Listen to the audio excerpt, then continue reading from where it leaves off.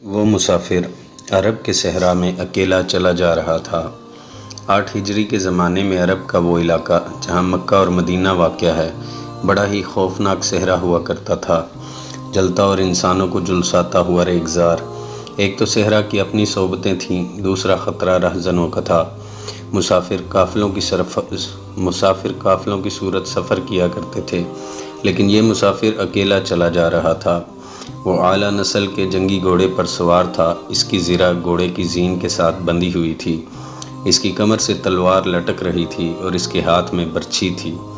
اس زمانے میں مردوں کے قد دراز، سینے چوڑے اور جسم گھٹے ہوئے ہوتے تھے۔ یہ اکیلا مسافر بھی انہی مردوں میں سے تھا، لیکن جس انداز سے وہ گھوڑے کی پیٹھ پہ بیٹھا تھا، اس سے پتہ چلتا تھا کہ وہ شہسوار ہے اور وہ کوئی معمولی آدمی نہیں۔ اس کے چہرے پہ خوف کا ہلکا سا بھی تاثر نہیں تھا کہ رہزن اسے لوٹ لیں گے، اس سے اتنی اچھی نسل کا گھوڑا چھین لیں گے اور اسے پیدل سفر کرنا پڑے گا۔ لیکن اس کے چہرے پہ جو تاثر تھا وہ قدرتی نہیں تھا۔ وہ کچھ سوچ رہا تھا، یادوں سے دل بہلا رہا تھا، یا کچھ یادوں کو ذہن میں دفن کرنے کی کوشش کر رہا تھا۔ آگے ایک گھاٹی آ گئی، گھوڑا چڑھتا چلا گیا، خاصی بلندی پر جا کر زمین ہموار ہوئی۔ سوار نے گھوڑا روک کر اسے گھمایا اور رکابوں پر کھڑے ہو کر پیچھے دیکھا۔ اسے مکہ نظر نہ آیا، مکہ افق کے نیچے چلا گیا تھا۔ ابو سلیمان، اسے جیسے کسی نے آواز دی ہو، اب پیچھے نہ دیکھو، مکہ کو ذہن سے اتار دو، تم مرد میدان ہو، اپنے آپ کو 2 حصوں میں نہ کٹنے دو، اپنے فیصلے پر قائم رہو، تمہاری منزل مدینہ ہے۔ اس نے مکہ کی سمت سے نگاہیں ہٹا لیں، گھوڑے کا رخ مدینے کی طرف کیا اور باغ کو ہلکا سا جھٹکا دیا۔ گھوڑا اپنے سوار کے اشارے سمجھتا تھا، نپی تلی چال چل پڑا۔ سوار کی عمر 43 برس تھی، لیکن وہ اپنی عمر سے جوان لگتا تھا۔ سلیمان اس کے بیٹے کا نام تھا، اس کے باپ کا نام الولید تھا، لیکن سوار نے خالد بن ولید کے بجائے ابو سلیمان کہلانا زیادہ پسند کیا۔ اسے معلوم نہ تھا کہ تاریخ اسے خالد بن ولید کے نام سے یاد رکھے گی اور یہ نام اسلام کی عسکری روایات اور جذبے کا دوسرا نام بن جائے گا۔ مگر 43 برس کی عمر میں جب خالد مدینے کی طرف جا رہا تھا، اس وقت وہ مسلمان نہیں تھا۔ چھوٹی چھوٹی جھڑپوں کے علاوہ وہ مسلمانوں کے خلاف 2 بڑی جنگیں، جنگ خود اور جنگ خندق لڑ چکا تھا۔ جب رسول کریم صلی اللہ علیہ وسلم نے 610 عیسوی بروز سوموار پہلی وحی نازل ہوئی، اس وقت خالد کی عمر 24 سال تھی۔ اس وقت تک وہ اپنے قبیلے بنو مخزوم کی عسکری قوت کا قائد بن چکا تھا۔ بنو مخزوم کا شمار قریش کے چند ایک معزز خاندانوں میں ہوتا تھا۔ قریش کے عسکری امور اسی خاندان کے سپرد تھے۔ قریش خالد کے باپ الولید کے احکام اور فیصلے مانتے تھے۔ 24 برس کی عمر میں یہ حیثیت خالد کو بھی حاصل ہو گئی تھی، مگر اس حیثیت کو ٹھکرا کر خالد ابو سلیمان مدینے کو جا رہا تھا۔ کبھی وہ محسوس کرتا جیسے اس کی ذات سے کوئی قوت اسے پیچھے کو گھسیٹ رہی ہو۔ جب وہ اس قوت کے اثر کو محسوس کرتا تو اس کی گردن پیچھے کو مڑ جاتی، لیکن اس کی اپنی ذات سے ایک آواز اٹھتی، آگے دیکھ خالد، تو ولید کا بیٹا تو ہے لیکن وہ مر گیا ہے، اب تو سلیمان کا باپ ہے، وہ زندہ ہے۔ اس کے ذہن میں 2 نام اٹک گئے، محمد رسول اللہ صلی اللہ علیہ وآلہ وسلم جو ایک نیا دین لے کر آئے تھے، اور الولید جو خالد کا باپ اور محمد صلی اللہ علیہ وسلم اور آپ صلی اللہ علیہ وسلم کے نئے دین کا بہت بڑا دشمن تھا۔ باپ کی دشمنی ورثے کے طور پر خالد کے حوالے کر کے دنیا سے اٹھ گیا تھا۔ خالد کے گھوڑے نے پانی کی مشک پر اپنے آپ ہی رخ بدل لیا تھا۔ خالد نے ادھر دیکھا، اسے گول دائرے میں کھجوروں کے درخت اور صحرا کے جاڑی نما درخت نظر آئے۔ گھوڑا ادھر ہی جا رہا تھا۔ نخلستان میں داخل ہو کر خالد گھوڑے سے کود گیا، امامہ اتار کر وہ پانی کے کنارے 2 زانوں ہو گیا۔ اس نے پانی چلو بھر بھر کر اپنے سر پر ڈالا اور 2-4 چھینٹے منہ پر پھینکے۔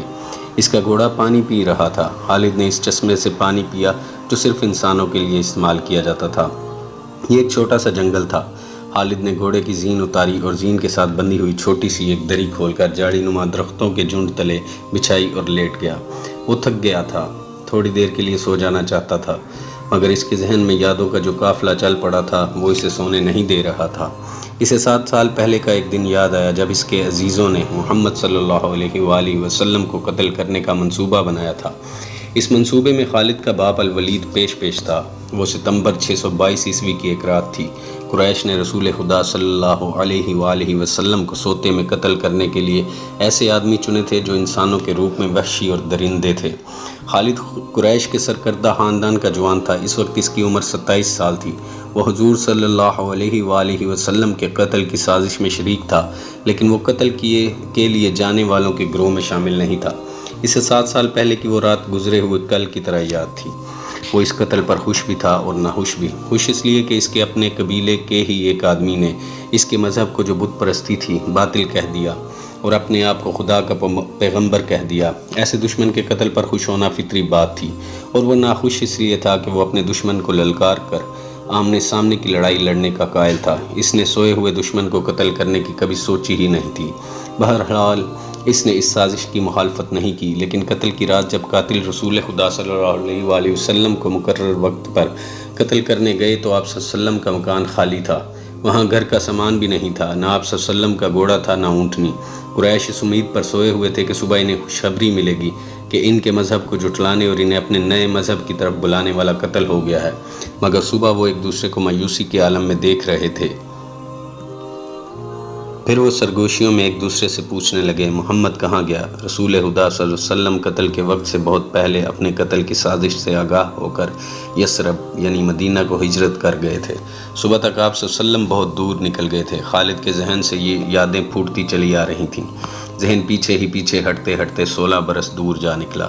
613 عیسوی کی ایک شام رسول خدا صلی اللہ علیہ وسلم نے قریش کے چند ایک سرکردہ افراد کو اپنے ہاں کھانے پر مدعو کیا۔